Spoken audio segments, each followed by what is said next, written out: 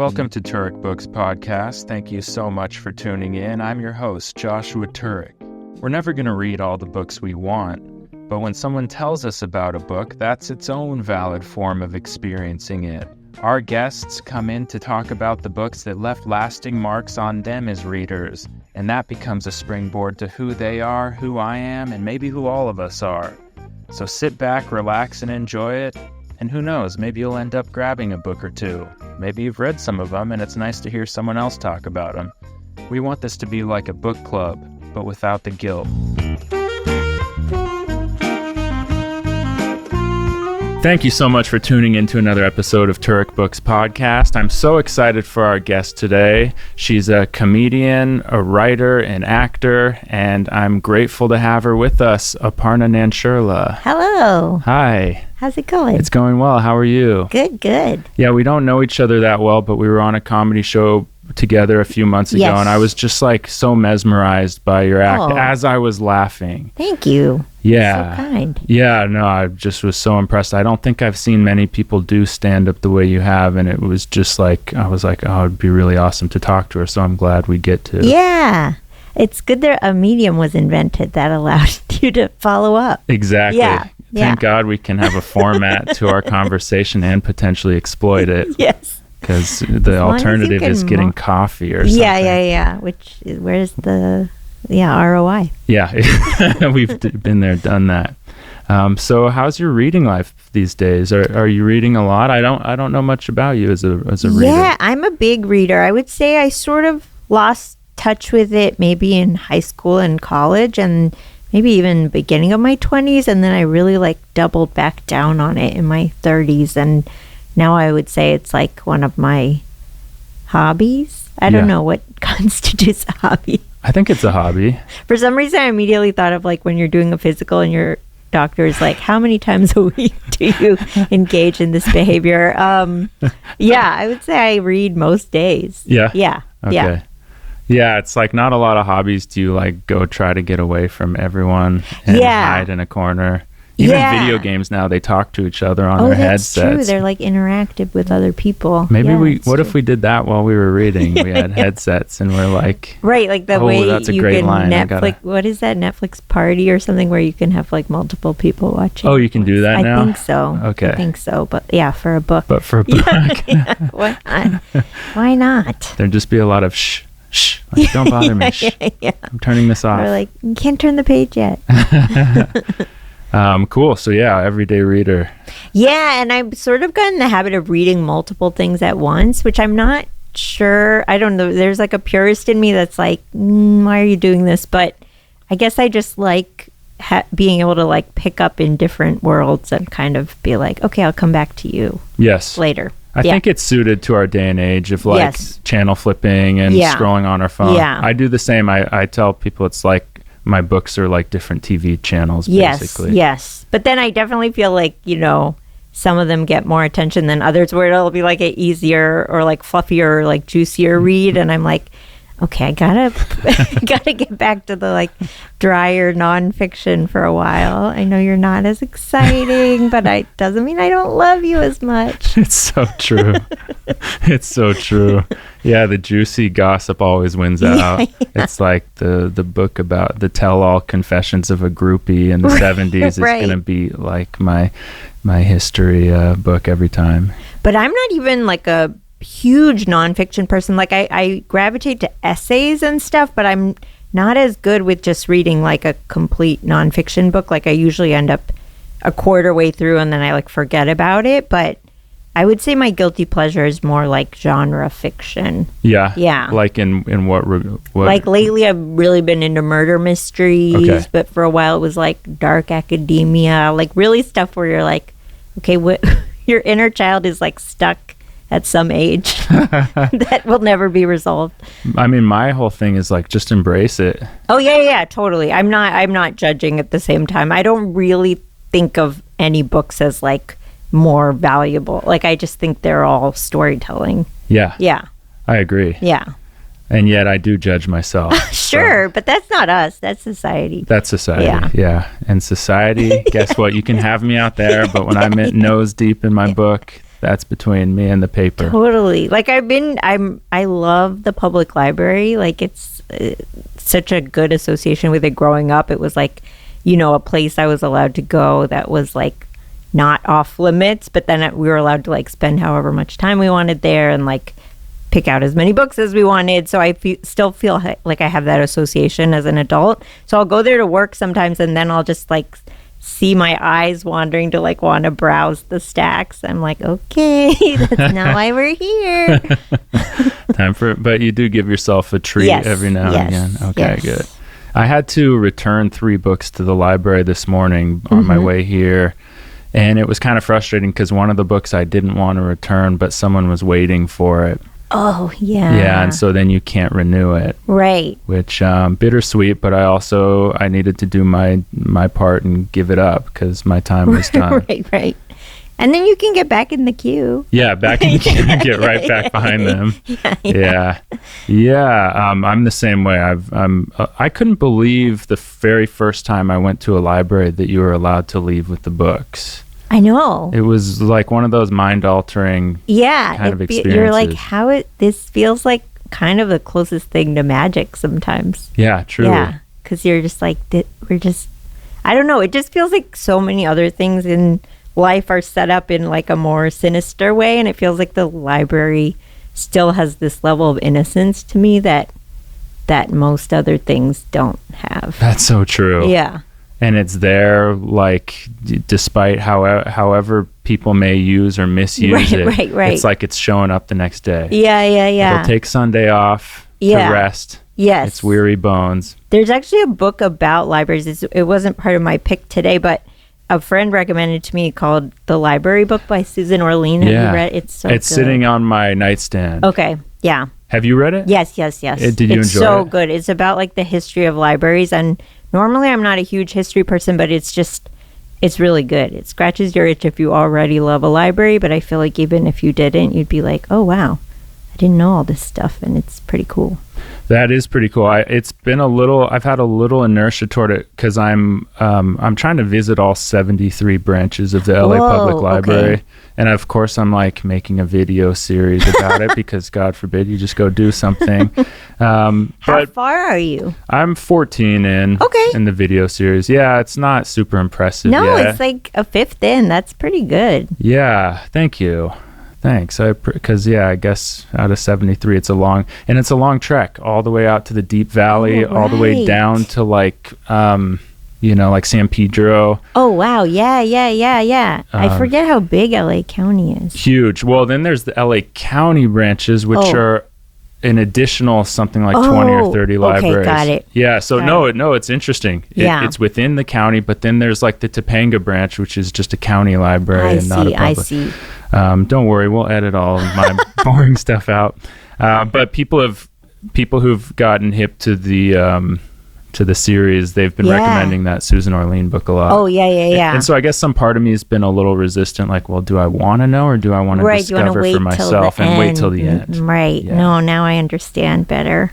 The central one, though, that's a big one, right? Big one. You've been to that one. Yeah. Started there. Yeah. Probably should have finished there, but I wanted to get people excited, and that building is an experience. Yeah, it's so cool. It's so cool. And downstairs they have 3D printing machines. Oh, I didn't know that. Yeah, podcast equipment. Whoa. Yeah, like you could rent tools from a lot of the LA public libraries. Tools? Yeah, tools. I'm talking like hammers, like, things you Wow. Yeah, so I mean, as a resource, like you said, we expect things to be sinister in the library. Isn't that such a great way of putting it? Yeah. I don't know. It's just, it feels like it's sort of a remnant of another time, but not even another time, because you're like, there isn't really a time in human history when we weren't like sinister people. That's right. But like, it just almost feels like otherworldly. It feels like a good momentum slipped through the cracks of otherwise sinister history, and then gained enough of a foothold that we're like, all right, I guess these are things now.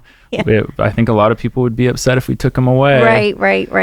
But yeah, like if like libraries didn't exist and someone tried to propose them today in 2024 in the United States, there'd be no chance. Right. You'll be like, you want to do what? For how much? Not money. Yeah. Well, good. I'm glad to be sitting across from another library aficionado. For sure. There's also something about just like the ambiance of a library that's really interesting. It's like quiet, but it's like a very specific kind of quiet of like kind of coexisting among different groups that I feel like is also very rare these days. Just there in the DMV, basically.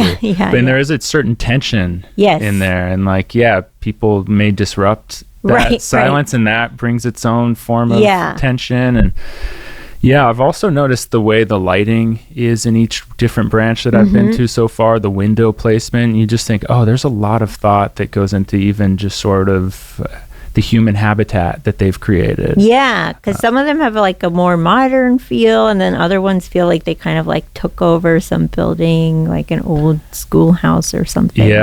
Yeah. And they all have their own kind of distinct personality. The reading selection definitely seems like it's geared toward each community that it's in.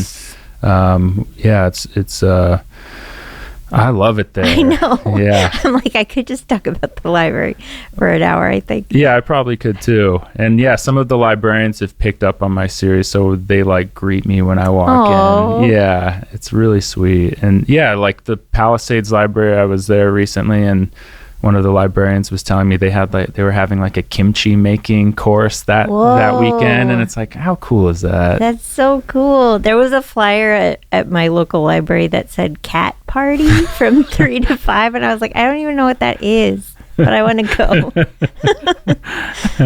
And so I guess using that as sort of a springboard to the books you brought in, I'm really curious about your reading tastes or the books you have for us today. I brought kind of a mishmash of over the course of my readership, but I guess the first one I brought was The House on Mango Street by Sandra Cisneros.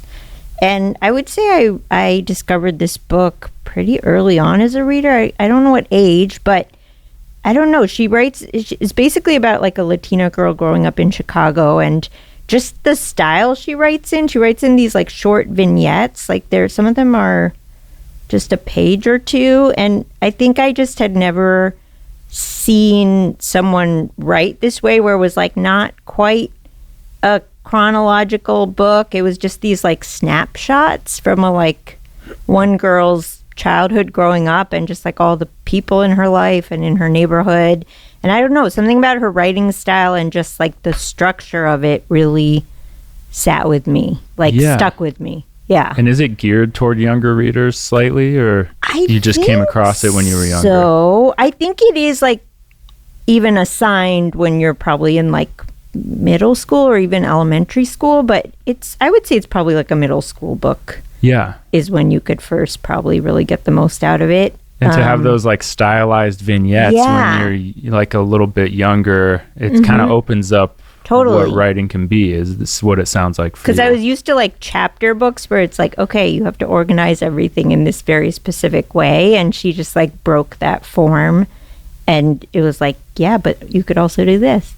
Yeah. Yeah. Yeah. And as a reader, it makes you feel a sense of accomplishment getting through each chapter. Totally. Like, hey, I did my, you decide the length. So if I took down this chapter, I took down this chapter. Yeah. But also with just like the way her book works, it's almost like, and I think she actually, this is the 25th anniversary edition. So she wrote like an intro essay on this one, but she just says, she kind of reflects back on writing it. And she was like, she wanted to write something that was kind of like poetry, but prose, where you could kind of flip to any section of the book and just read that little passage, and you would get as much out of it as if you sat down and read the whole thing front to back. So I just thought that was really cool that she kind of came to it with a poet sensibility and kind of wanted to merge the forms in a way. Yeah. That's such a cool approach. And so liberating for the reader. It builds the reader's self-esteem. Because I think she was also like, she was, she came up in Chicago, and like, I think she and the writer she came up with kind of wanted to write in a way that reflected the communities they were a part of. And they were like not everyone we know are typically readers. So she wanted to write something that like even someone who's like maybe exhausted at the end of the day after working 3 jobs could just pick up and read like a little bit and be like, okay, I get what they're doing here. Yeah. And it's a famous book. I feel like it was there when I was a teenager, and somehow I don't think maybe I read it, maybe I didn't. And yet, so it seems like she accomplished what she set out to do, because a lot of people have read it. Not that that's the marker of reading, of like a writing success story, but it makes me think of just how life isn't linear, and how we do experience things in like these very synaptic sort of like chunks of significance or insignificance that don't always add up. Right. And like some things take up more space in our brain, and we're like, how is that only like a month of my life versus, like 3 years that kind of are just like a blip. Yeah, and you do kind of feel into it more when you read something of that style. I read this memoir called Notes on Myself by this French writer a long time ago, and it still sticks with me because it was written in that a similar style. And it's just these like very intense, vivid, poetic passages that you somehow feel. You just feel it in a different way than you do even, a longer form book or chapter that you even still resonate with. It's just a different feeling. Yeah. And something about vignettes, I think, is like has always like just the way the author can like set up a scene and kind of put you in it and then be like, and that's all I really wanted to tell you about it. I'm just like, wow. It's like I'm just visiting. Yeah. And if any of this lingers, then it lingers. Right, but I'm just visiting. So do with it what you will, like a little bird that flies in. Right. And so pretty significant that you chose this as the first one you wanted to share. Did it influence you in some of your thought process? I mean, I think I just love that it was all through the lens of this like, teenage girl and how she was viewing sort of her family's experience and kind of her point of view of other people in the neighborhood or characters in her life. Like I just really loved how she was sort of an observer, but then able to like kind of capture so much of what was going on around her. Like I really related to that as a kid because I was a pretty quiet kid and I feel like I absorbed a lot, and that felt like it resonated really strongly with me. Yeah. Okay, that makes sense. Yeah, people feel so much bigger when you're a kid or a teenager, and not just in size, but just like they're like larger than life characters to you.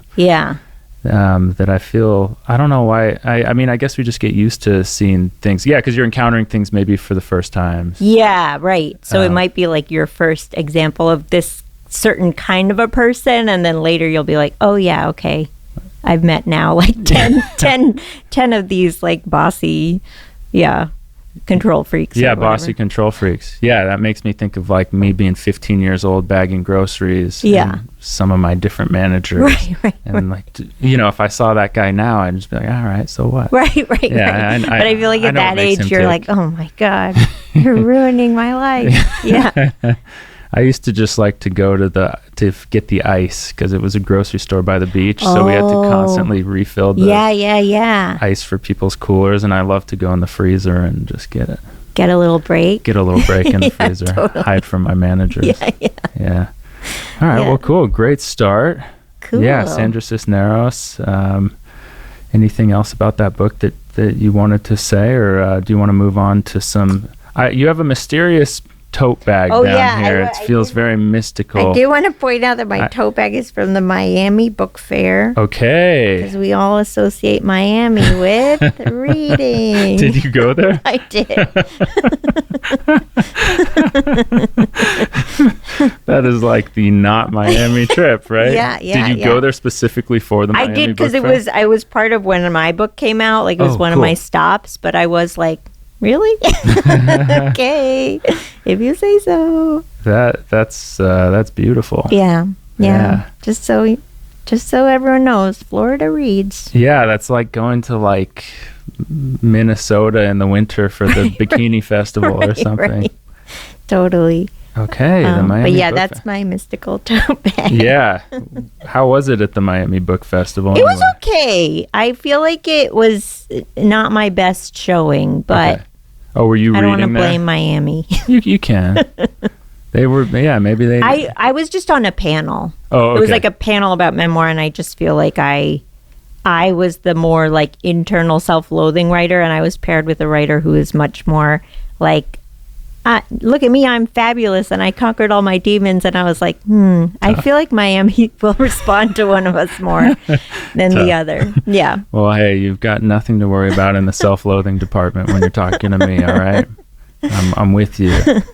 Dang. Okay. Yeah, it turns out Miami doesn't have a lot of imposter syndrome. No? Everyone's good with it? Yeah, everyone's doing pretty good there. That's good. Okay, good for them. Yeah. We need it. We need it as a country, you know? Start there, and then the self-hatred Trickle. radiates outward. Yeah.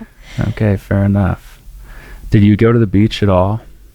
I don't think I did, which is probably why I don't fit into Miami culture. Yeah, no, I'm just checking. So you stayed I true, think I true did to the go book to the culture. Miami, like a botanical garden. I do like good botanical garden. And they were like, don't feed the alligators. Did you respect the rule? I did. Okay. I did. Fun. All right, so yeah, you have your Miami Beach tote bag. What else do you got in there for us? Well, I could go with another sort of child. I mean, you brought up your book. I don't know if you brought that. I did bring my book. My book is called Unreliable Narrator, Me, Myself, and Imposter Syndrome. Okay. It's a book of essays. And you released it... I released it in September 2023. 2023? So, almost a year ago. Yeah, okay. Yeah. And how's the feeling sort of looking at it right now? I would say I had so much torment in writing it, and then even in like negotiating with it coming out mentally, that now I'm sort of at a neutral place where I don't feel anything when I look at it, and that feels like the best place I'm ever gonna be with it. Hey, so that's good news. Yeah, because there were long periods where I was just like disgust. I bet. Yeah. To write about imposter syndrome, Yeah. and to be making a thing of it. Yeah. That's like, the Russian nesting doll of like Totally, like kind of self-doubt neuroses and- just compounding itself. Yeah. Yeah. And then like kind of having to talk about it, but like, like most things when you're promoting a book, they aren't like this necessarily where you're like actually going in deep. It's just like, give me the pitch in 30 seconds and now are you cured of imposter syndrome? And I was like, it doesn't work like that. Managing it. Yeah. And going into a memoir, the level of self-interrogation and trying to make your terrors in life entertainment, right, that takes you to a place, right? Yeah. And I do think foolishly when I thought of writing it, I was like, I'm gonna understand myself so much better. And not that didn't happen, but it is just like you are essentially kind of like taking yourself apart, like the way you would like, I don't know, like take a clock apart and then try to put it back together and again, and you're like, oh, this isn't as easy as I thought. I'm not actually a clockmaker. Yeah. It turns out I can take it apart, but I don't necessarily know how the pieces fit back together. I got a book agent a couple of years ago, and he wanted me to work on a memoir about being a failed child actor, and I wanted to work on it. Yeah. And 2 years in, I had to go back to therapy. I know. It took 2 years to write two stories that were good, or like in some kind of shape. I see. And by the end, I was just like, I really hope this book doesn't sell. And luckily, it didn't for me because like it like just derailed me. Yeah. I know. And all these things that you actually had kind of tidily put away, suddenly you're like, okay, like you said, let's take it out, let's take it apart. Yeah. And you're like, I never would have thought of this again had I not. And I think it like part of me was like, oh, like I kind of, I talk about my mental health in my stand up and this will just be sort of like an extension of that or like a deeper dive. But then, it's so much different like writing a joke about something versus being like, let me actually look at this and maybe it's not always going to be funny like that. I just got lost in the weeds so many times. You did? Yeah. Where I was like, wait, what? Like how do I don't think I can wrap this up because I don't think I know actually. I mean that too. Yeah. It's not like you're like 65, 70 years old and you're like straight up looking back. It's like you're still within it. Yeah. And it's very disorienting to hold all these mirrors up to yourself as you're sort of just being yourself still. Yeah, and I was like, I had to stop doing stand-up at the time because it almost felt too raw to like work on this book all day and then like get on stage and be like, do you like me? You know, like Right. It was too much. So I stopped, but then that in itself was a little difficult as someone who's used to that instant feedback, just being stuck in this like cave of with my inner critic was like not great either. So I was like, okay, well, you've really put yourself in a pickle this time. But you did it. I did You it. dug deep and you came up. I did it. I mean, I'm looking at a book in front of me.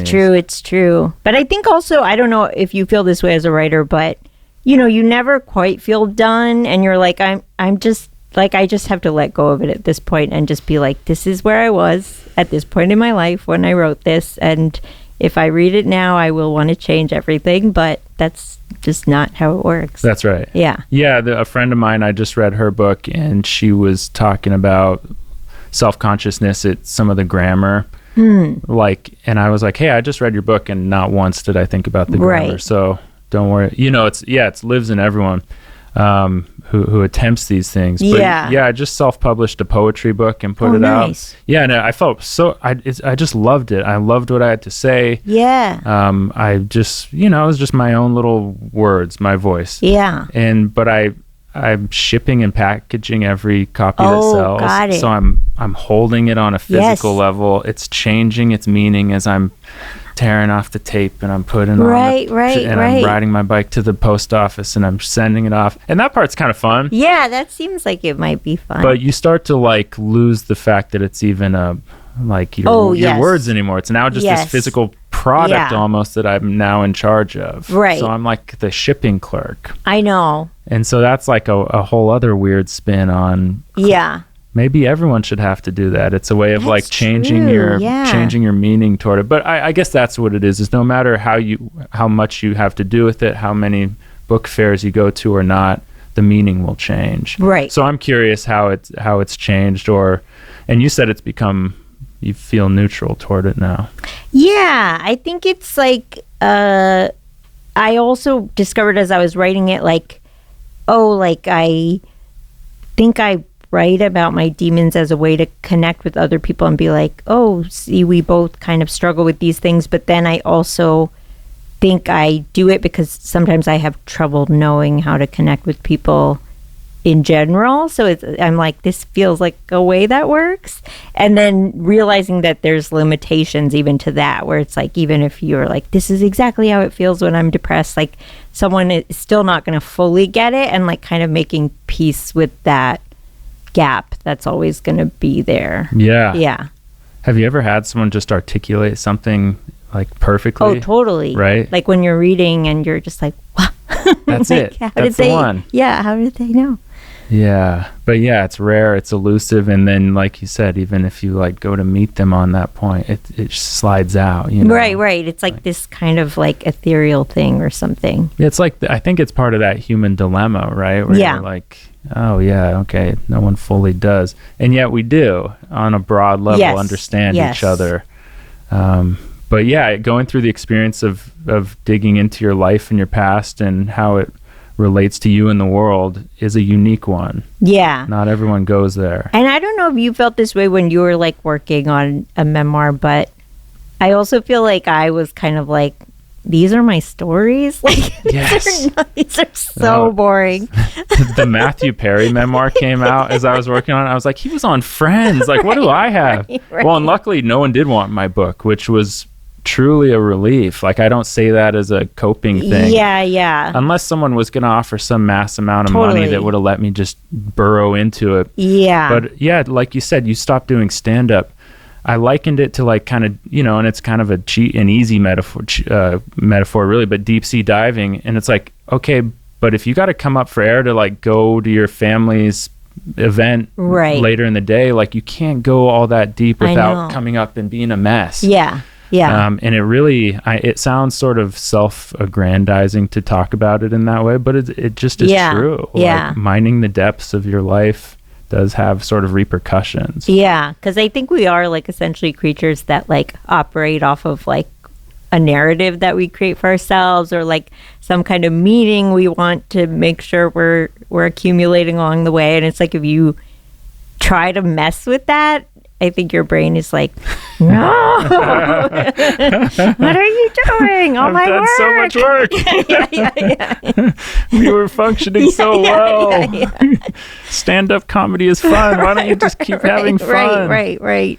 Oh, man. Well, that's so interesting to hear that, because it resonates so much with me. Yeah. And I'm sure other people hearing that. And it also took me, I would say, all in like maybe 3.5 years to write it. And I think it's also like, you know, when you get a book deal, and it's like you feel very lucky to even be in the position to get a book deal, like without, you know, having a full draft. Like, I think they're like, yeah, you'll pop this out in a year, right? And you're like, I wish I could tell you that, but I don't think that's how it's going to work. Yeah. Well, I really want to read it now too. I hope that's that's okay. Oh yeah.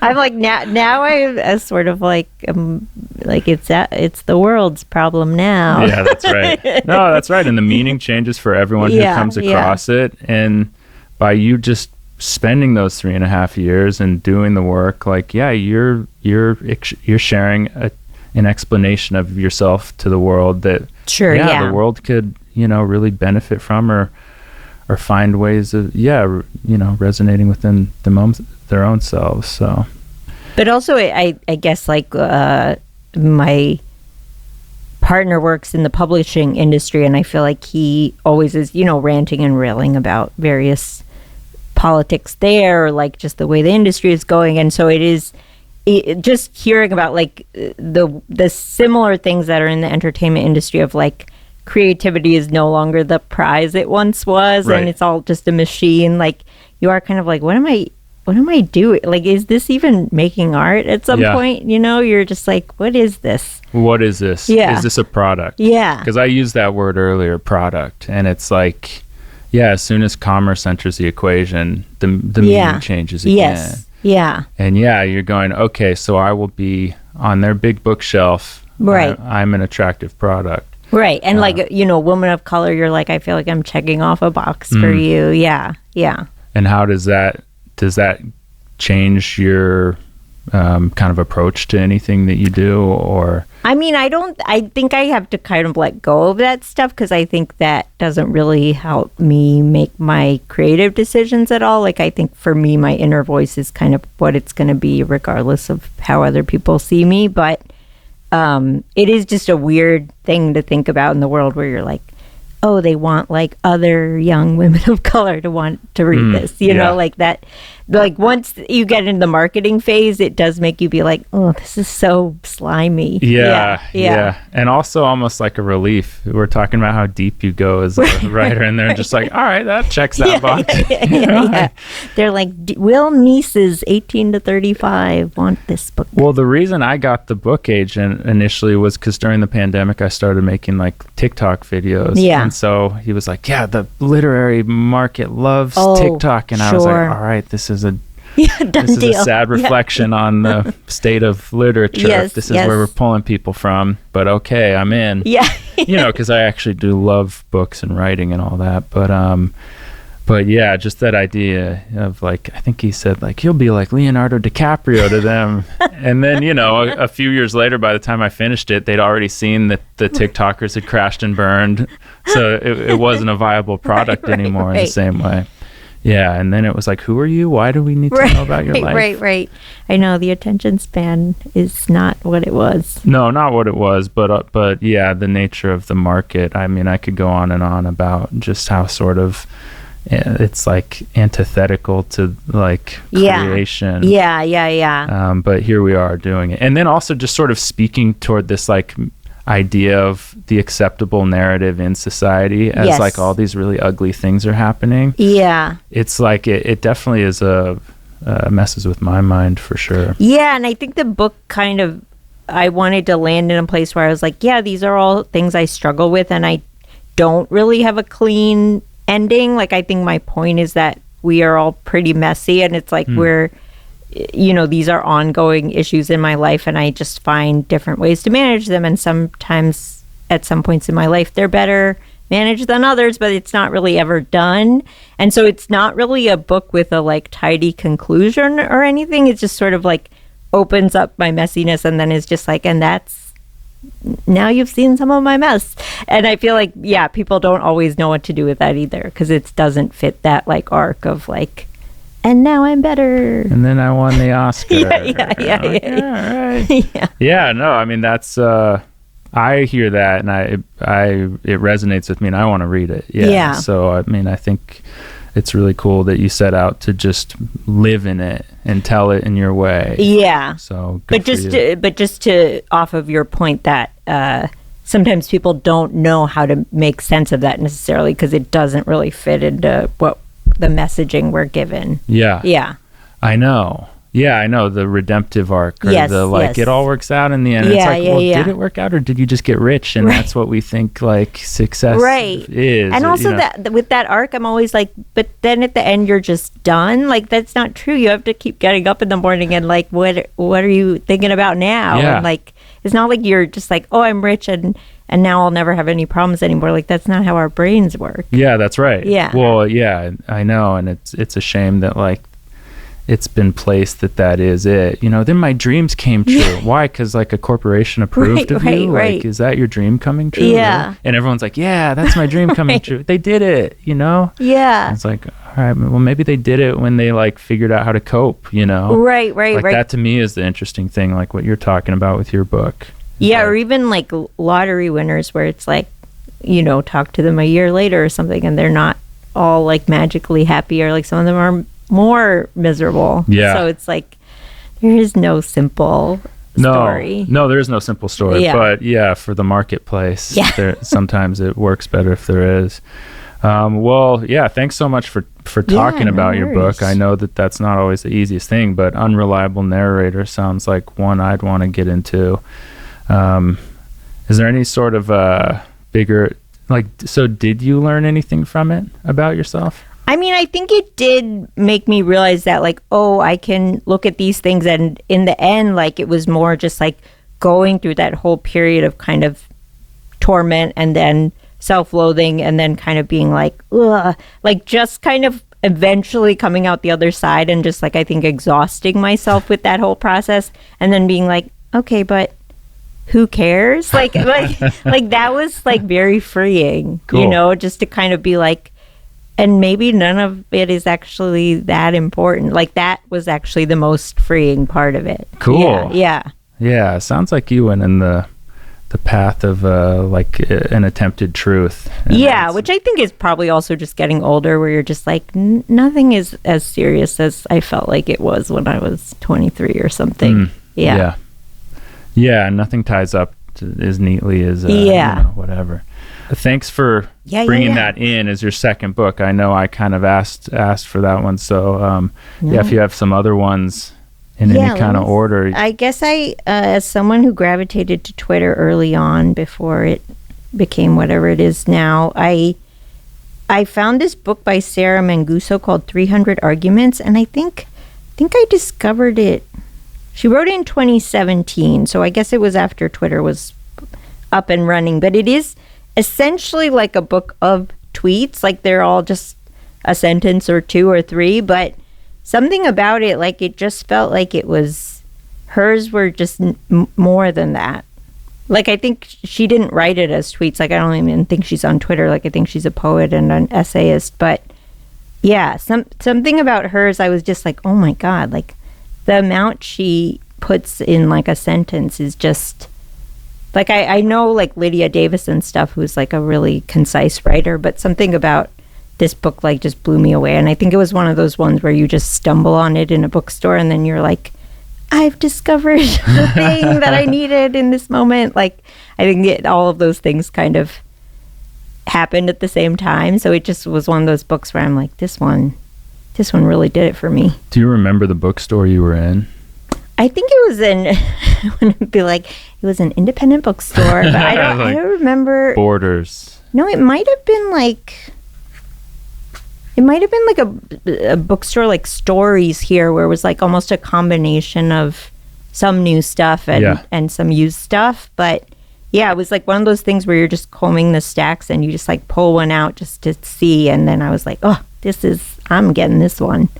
Yeah, it's amazing how we like sort of, I mean, at this point, and yeah, Twitter's kind of like falling apart now, but we do cite tweets in conversation and they're like really impactful. Yeah. And like, yeah, just the brevity and the power of that really has only increased in our culture, I think, as our attention spans have been fried. Yeah, and I guess this is my own like arbitrary set of value, but something about the fact that she was not on Twitter and she like wrote this book and she was just like, I don't need a million people to see this, but I felt the need to write this. Like it somehow made it more valuable to me. Yeah, I don't know. She did an offline Twitter. Yeah, it's such a power move. It really is. She just saved up all the tweets that she could have like put up for auction, and she waited patiently, bided her time, and then created a spine-bound tweet book. Yeah. That by all accounts sounds like it's really more than that. See if I can find one where I'm. Yeah. Like here's one. Like this is literally 4 words. Details aren't automatically interesting. There we go. I mean, you could just chew on that for quite a while. A day. Details aren't automatically interesting. Damn. Yeah. Well, as you were talking about writing your memoir, and you were saying how in your stand-up sometime, like you talk about your life and you kind of find catharsis through it, but the memoir was different. I think part of that came into my mind was like, because you got to go into the details. Yes. Like this person drank Diet Coke and they always smelled like this sugar-free chewing gum. Yeah, and like your editor will tell you that, right? They'll be like, actually put us more in the sea. And so you're sort of like groomed in that way of like, we want more details. Yeah. And like sometimes when someone just gives me an emotional statement, I'm down. Like, I know. Yeah, I don't need to know the car, the model of the car you were in if the wind was going through your hair. It's like, so I'm with that. And sometimes it's almost easier, right, to like meet them halfway, to just be like, here's the feeling and you felt it and I felt it, so let's just like meet there. Yeah, let's meet there. Yeah, free of sort of form and all this additional context. Well, just those 4 words kind of spawn these thought patterns. So it's all like stuff like that, and I'm just like, that's incredible. And like, how did she even, like, what did she leave out? And have you researched her at all? I like tried to find all of her other stuff, and she's sort of someone who's done, like, everything she's done is kind of its own thing. Like, I think she wrote a memoir that's like about her friend who committed suicide, and then I think her most recent book is like her first novel, which is sort of autofiction maybe, but she sort of like just does her own thing. Okay. Yeah. Oh yeah, I wanted to go back to you describing the genre fiction you read earlier, and you said something about dark academia. Oh yeah. What is dark academia? Are we talking sinister teachers here? What's going on in the dark academic? I don't know the exact definition. I've never heard it, but I think it's just like sinister hijinks in a school setting. Okay. Like, I guess you could argue Harry Potter's dark academia, but some of it's like more dark. Okay. Yeah. He's the starter. That's the starter pack. Yeah. And then if you like what you read, there you can go darker. Yes. Okay. Cool. Yeah. So there's a whole thing going on. Yeah. Like, have you read any Donna Tartt? Yeah. Okay. She wrote a book that's like classic dark academia, The Secret Society. Okay. Yeah. So it's like that. Yes. Okay. We're talking Yale, Skull and Bones vibes. Yes. Okay. Yes. Cool. Yeah. I wonder why that appeals to people. I think some of it is like maybe, adolescence is like a perpetual, like you can so easily put yourself back, well, or at least I can put myself back in that time and emotional space. But then it is like, but what if you added a murder? Yeah, and that's like a metaphor for your surging hormones. You're just like, Yeah, exactly. Well, yeah, and also, we've used the word a few times now, but sinister. There was something sinister in my education. Sure. And it's like, throw in a couple crimes because it would fit. Right, and I think when you're a teenager, you already feel like you're getting a sense of how much subtext is going on in the world at all times that you maybe weren't as aware of before, and then the fact that everyone's just so coded to kind of act like that it's not happening. And so I think dark academia sort of delves into like, what if there is a lot to explore there and we spend more time there? Okay, this makes sense. Yeah. Shadowy subtext. Yes. And institutions that perpetrate the idea that it's not there. Yeah. Okay, that totally lands. Okay, interesting. Yeah. Yeah, Donna Tartt. I've read The Goldfinch. Anyway. Yeah. The Goldfinch. She's like one of those authors where I'm just like, oh my God, what's your story? Right? She's like so mysterious. She is mysterious. She doesn't do a lot of interviews, and then she only releases a book like every 10 years. I've projected a lot onto Donna. You have? Because I've had a couple guests who didn't like one of her books. I can't remember the title of it. It wasn't The Goldfinch, and it wasn't the one you just mentioned. Yeah, I think there was one in the middle that was sort of like a different vibe. Yeah, a different vibe, a little divisive for people. But I remember I read The Goldfinch. I love it. I'd check out. Whatever. And then she, like, the last page just hit me like a ton of bricks. And I was like, okay, she knew how to finish this thing. I know. And it was just piercingly good. Yeah. So I was like, all right, she, whatever she writes, she knows what she wants to say. Yeah. Yeah. She reminds me kind of not like they're similar writers, but Jennifer Egan, where she's just like knows what she wants to accomplish. And it's kind of like, this is where I'm going and you're going to come if you want. Yeah. Yeah, I got to love that confidence. Yeah. I have Jennifer Egan. It's like Visit from the Goon Squad. Yeah. I have a couple of her books. I've never read them. Yeah, all the covers always just look a little too bestsellery for me. I know. And I'm like, okay, I'll get to that. I know. I'm always like ashamed how much I am affected by the cover design. By the cover, right? Yeah. Yeah. All right. Well, we got 2 blue and white covers here. Oof, we gotta break it up. But I think, let's see. Have you ever read any Sheila Heti? No, never. Oh, she's one of my favorite authors. I guess I just like people who play with form a lot because I feel like her books each one is very different. But this one, Pure Color, is a novel. I don't know if it's her first novel, but she does a lot of autofiction. And this one I would say is the first one that kind of really veers into more magical realism. Like it sort of plays with creation myths and kind of creativity and looking at like God making the world as like, an active artist making something. And it's just really heady and I don't know. She just like plays with ideas in a way where you're kind of like, whoa, like how does a brain even conceive of that? I love that. Which is all the authors I love are always, like people where you're like, how did you even think of that? How do you get from here to there? How did you do that? Yeah. I once had that conversation with a friend about actors, and they were saying they liked this actor because you could see how much work they put in, and like someone like I don't know, Daniel Day-Lewis or something is like inaccessibly brilliant. Yes, and yes. My argument was like, I like the inaccessibly brilliant ones. Right. Like the fact that they're able to go there and find all that, great. Like, right. Cool. You brought it up, magic. It's like it feels like magic when you encounter someone like that. Yeah. Like I kind of like I grew up taking piano lessons, but I'm like not at all musically proficient. I kind of like that music for me is still this sort of fantastical abstract thing where I don't fully know what's going on. I agree. Yeah. The more things can kind of wow me, the better. Yeah. But I feel that way looking at like a sidewalk. I'm just like, how did they build it? How did they build it? How did they get it so level? Like, and I'll go past them as they're doing it. I guess there's a word for it in Italian. These like older Italian men who just stare at construction sites with their hands behind their backs. Like just kind of. They have like a word for it. Yeah, they have a word Italian? for it. Oh, wow, yeah, I know. Great. It's so kind of darling. And that's how I am about so many things in the world. Yeah. Which I think is great. So Sheila Heti. Yeah, she has, and I think she has that sort of, I don't know how you would describe it, but like this boundless curiosity of like why we do things the way we do, and like, that sort of, I guess it is a little bit of a comedian mindset of like not taking anything at face value and just being like, how did we get here? This is weird.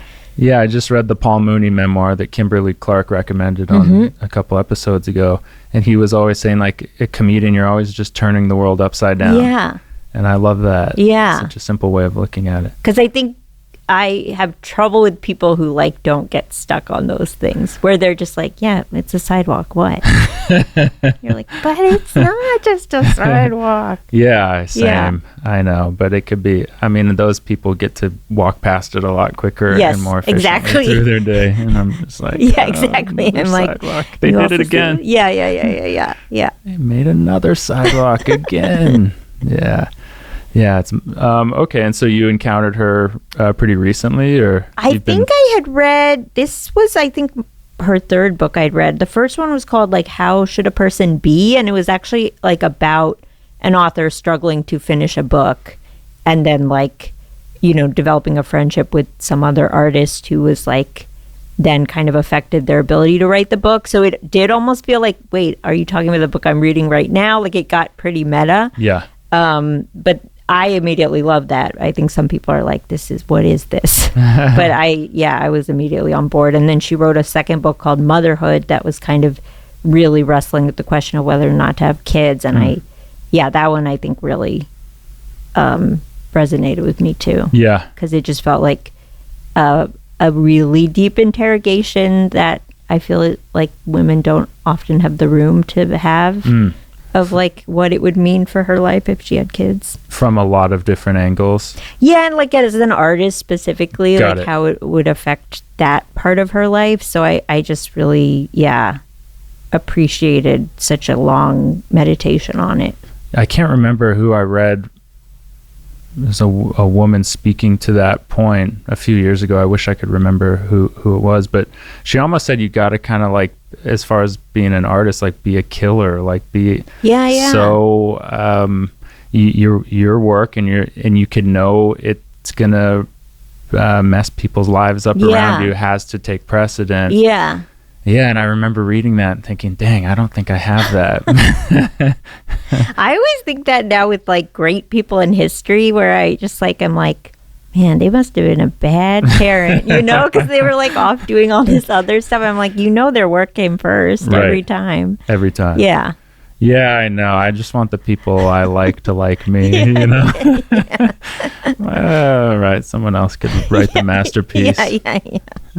But okay, cool. Yeah, so much to delve with, and some of the most controversial videos I've made on the internet are speaking to the whether we should have kids. Oh, really? Thing. Yeah, I made one years ago that was just kind of like saying that, look, people think their friends with kids are boring, but when you look at how in disarray the world is right now, it's kind of like a very punk decision to have kids. That's very true. Optimistic. That's true. And a lot of people hammered me for that take. And then a lot of people took solace in it, and they were like, they were grateful for it. So yeah, it's just a really hot button issue. I know. With the social stuff, the environmental stuff, you could go on, and then but also to just boil it down on like the personal, the interpersonal.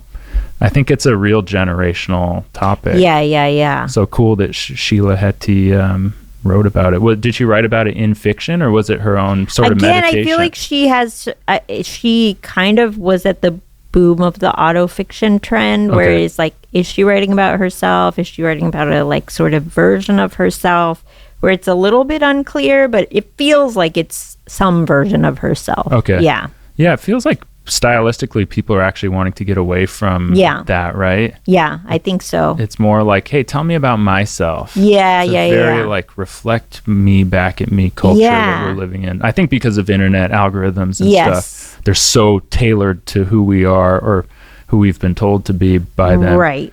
That the entertainment we get is so specific. Yeah. I don't know. It's just something I've noticed. It almost feels like it's either that, where it's like you're so in the narrator's head where you're like getting every thought, or I feel like I'm reading more fiction where there's like there's almost like a coldness, like you're reading like a screenplay where it's like, and then she put down the pen, and you're like sort of supposed to fill in what she's thinking and feeling when she put it down. Yeah, a little bit of that space is kind of nice right now. Yeah. In what I'm reading too. Yeah, I totally feel that. The Paul Mooney book, to go back to it, it was like his sentences were so concise. Yeah, I love like someone who can write few like words that. And like, it was like, such a relief to read. Yeah. And I'm not that way at all. Me I'm neither. I'm so verbose. long-winded. I'm so long-winded. Most of the editing of this podcast is just cutting out my long-winded, dead-end tirades. I know. I was, when I was writing the book, I was kind of like, ugh, another run-on sentence.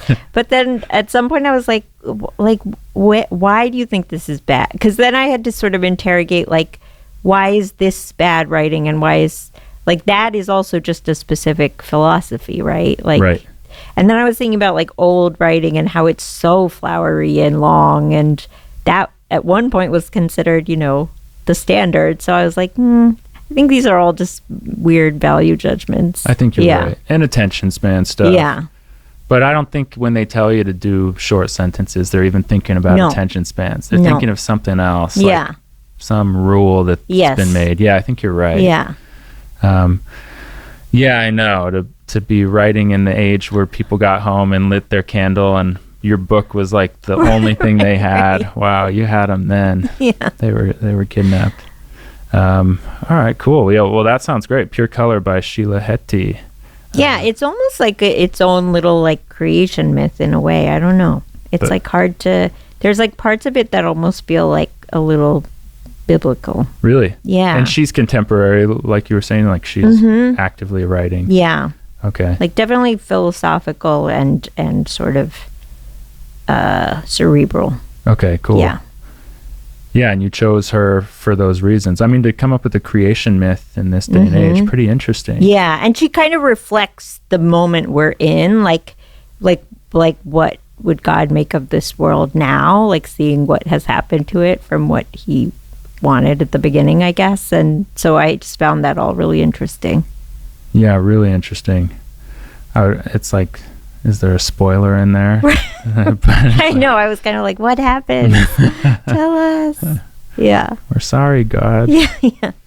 Okay. Cool. Or she even talks about, like, how whatever the next draft of a world is, like, what will they think of when they look at our draft? And I was like, oh, man. Yeah. What a thought experiment, huh? Yeah. What would you have fixed from this draft if you get a new one? Do you ever, like, catch yourself realizing that, like, you don't control the world? Yeah, totally. Okay.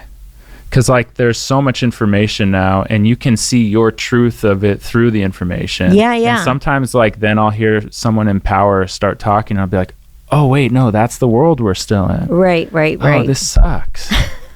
And I think that's the fun with art, is, like, making a short film or a movie or even a podcast. Like, you get to build a micro world. Yes. Where some of the more specific logic to yourself applies. Yeah, I think that's what I always find really interesting about art, where it is like we live in a world of such, like, unfiltered noise coming in, and I feel like with, like, a movie or a show or a book, like, the author or the artist kind of guides where your attention should fall, and there can still be, like, variability within that, like what you pay attention to, but it's like what you're saying, they're creating that world from the ground up versus all of us just, like, looking at this thing together, and some of us keying in on certain things more than others. And, like, yeah, it just feels so valuable now, where it's like, who knows what the person next to you is making of, like, the room you're in versus you. Yeah. It sounds like you're saying there's, like, a relief to the specificity and then the vision of how someone wants to portray or explain the world. Just because it feels like sometimes the gaps in understanding each other are, like, wider somehow the more information we get. Because they, like, are siphoning us off into our own little information so rooms then we're, like, bubbles. even more separate from each other, even though we're supposed to feel more connected. I don't know. I don't either, but that's a profound way to think about it. Huh. Okay. I wonder if she's on Twitter. I don't know if she is. I think I, like, gravitate to people who are like, I don't need the internet that much. Yeah, exactly. I'm like, how? I once heard George Saunders say, like, I'm not on Twitter because I get paid to think about things long and slow. Yeah. Like, I get paid to take my time. And I was like, you lucky Gen X or whatever you are, boomer. We didn't get that. In fact, I think your tweets were, like, very popular. I was very active on Twitter. I feel like that's where I first saw your name. Is what I meant to say. Yeah, it doesn't seem like you're on there much these days. Yeah, I sort of fell off, and then I think just the like most people say, like the environment of it just didn't feel good anymore. Yeah. No, I'm. It's coming to me now. You had some iconic kind of tweets that would always just kind of pass through. I think it was also like what we were talking about earlier, where I am so long-winded that I was like, I like that I found this medium that forced me to be more concise, and like it felt like an exercise. Yeah, so I think that's why I like was really into it for a while. Cool. Yeah, editing yourself down. But being long-winded, there you have more to pull from than maybe short-winded people do. You just got to find it. Right. You did. Cool. Well, I don't know about your mysterious Miami tote bag. If you got anything else you want to show us there, but I'd love to hear about it if you do. Well, this one's another blue and white one, blue and yellow, the Phantom Tollbooth. Phantom Tollbooth. Yeah, have you read it? I have read it. In fact, I think in it they say brevity is the soul of wit. I think so. Yeah. This is one of my favorite books ever, and I think it is like a kid discovering some new world is already like one of my favorite genres. But I think this was one of the first of that genres that I read, and I think it's just like, this kid who's kind of like, I don't really get what life is about and is like perpetually bored and doesn't like school. Like I found that very relatable. And then he discovers this world that's basically feels like the inside of a human brain, where it's like, this is a world of words and this is a world of numbers. And he meets all these fun characters along the way. Like that just like really scratched an itch for me, I think, because there's so much wordplay and just like playing with language. And like, I think that informed my comedy in a lot of ways too. It did. Yeah. Okay, interesting. Yeah. And you read this when you were younger? Yeah, pretty young, recently? I would say. I don't know what age group this is for, but probably like when I was 8 or 9, maybe. Yeah, because you describing that and then saying it informs your comedy. I think like when I was saying earlier, there was something mesmerizing to your comedy. I really felt like, I'm like being let into your brain a little bit, but you're also taking us out into the world. And really cool that you sort of found a connection between how you performed and this book here. Yeah, I think I've always like loved language and like the way you could play with words, but then also just like we were talking about earlier, like how life itself is kind of weird. So there's like an inherent absurdity to existing, and just kind of the intersection of all of those things. Yeah.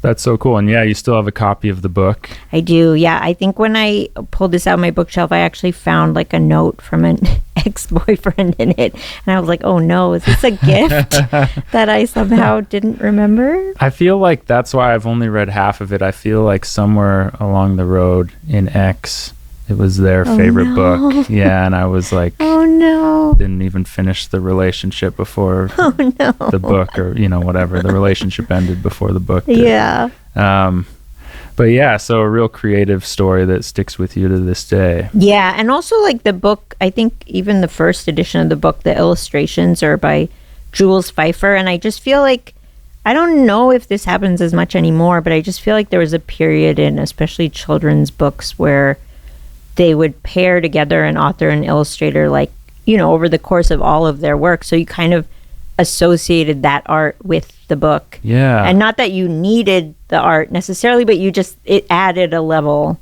And I feel like that with this book, where like Jules Pfeiffer has such a specific way of drawing, and it also like just adds an element to the book for me. Yeah, and it feels accurate. Yeah.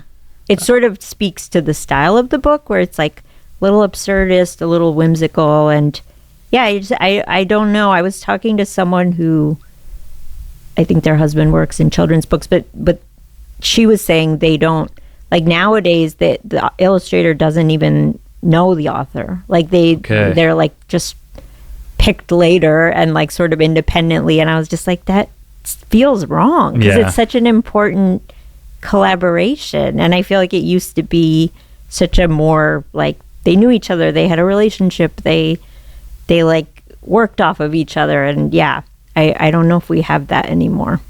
Yeah, it's a shame. Yeah. Because how you move through the world with someone, or even how you go get a cup of coffee together. Like those things, you're taking in so many cues. Yeah. And when you vibe with someone, like, right, there's like a world of chemistry there that, would definitely, I think about Hunter S. Thompson. He had that illustrator. I can't think of who, but like, when I think of Hunter S. Thompson, I see the picture that this guy drew of Fear and Loathing in Las Vegas. Yeah. And it enhances things. Yeah. And in a really cool way. All right, well, yeah, sorry, I'm just getting depressed about the every industry. I didn't mean to bring it down, but I do feel like that also evokes a certain time where you're like, oh yeah, where authors and illustrators were kind of synced up more. Wasn't there that band, the Postal Service, and they like called themselves that because they never met each other? They would just mail each I other. didn't know that. And then like it took me 20 years to realize the singer is the same guy for Death Cab for Cutie. Yes. I like never sunk in. But anyway, they were kind of doing the old school remote thing. Yeah. So hey, maybe there's different versions that work for different people. But yeah, I'm a big fan of even like, the podcasting, sitting across from someone if we can and actually kind of vibing. Yeah. And I think that's also just an extension of, I think, authors and editors used to have much more like symbiotic relationships than now, where it's a little bit more mechanical of like, you are assigned to an editor, they have a certain number of titles, they want to kind of like pump them out, Yeah. Well, I guess it kind of like makes me think of stand-up comedy, whereas like stand-up comedy specials that you watch on Netflix are never as funny as going and seeing it live. And it's just all those human things, the lighting, the temperature, the person next to you, how they have a funny laugh, all these things that just create, a three-dimensional feeling. Yeah. That gets lost in whatever. I'll just keep blaming capitalism. It's fine. That's my thing. Okay, cool. So the Phantom Tollbooth. Yeah. I don't know if you have any other ones or how you're feeling about what you've said so far. I love all the books you've brought. Yeah, I brought too many because I was having trouble picking. I guess I'll do a book that, I'll just do both. I'm going to feel bad if I pick both. One. Yeah. They're both books of essays by essayists I love. One is Thick and Other Essays by Tressie McMillan Cottom, and one is What If This Were Enough by Heather Haverleski. But they're both writers that I feel like I read pretty actively nowadays, like pretty much anything they write. And one of them, like Tressie McMillan Cottom, is a sociologist, and she kind of writes about a lot of sociopolitical stuff, but a lot about the Black experience. And I don't know, she's maybe the first essayist I've read who's just like so like intelligent and like in a way that's not inaccessible. Like her writing is just so clear, and like sometimes I feel like with academics they can get sort of too cerebral, and then you feel like they're writing in a way where you're not supposed to feel like you know what's going on. Yeah. And her writing is not like that. It's like very to the point and like almost like you're just talking to a really, really smart friend. Yes. And yeah, I don't know. Something about her writing and the way she sees things is just so clear-eyed that I was like, wow. It's so helpful for the rest of us when someone has that clarity. Thank you for taking the time to explain this to all of us.